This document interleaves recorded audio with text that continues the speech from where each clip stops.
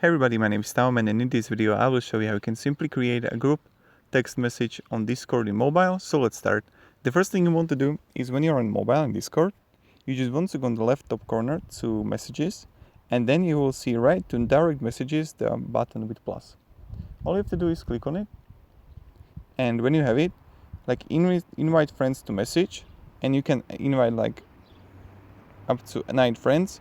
And of course I'm not going to invite them because this is just a tutorial, but this is how we do it. So you just like do this and you just go further, and this is pretty much it. So when I repeat that, be in Discord, go to left top corner, in chat messages, let's create a message and invite friends to messages, and you can just easily invite wherever you want. So what you want to do, you just click here and here and here and just press button further.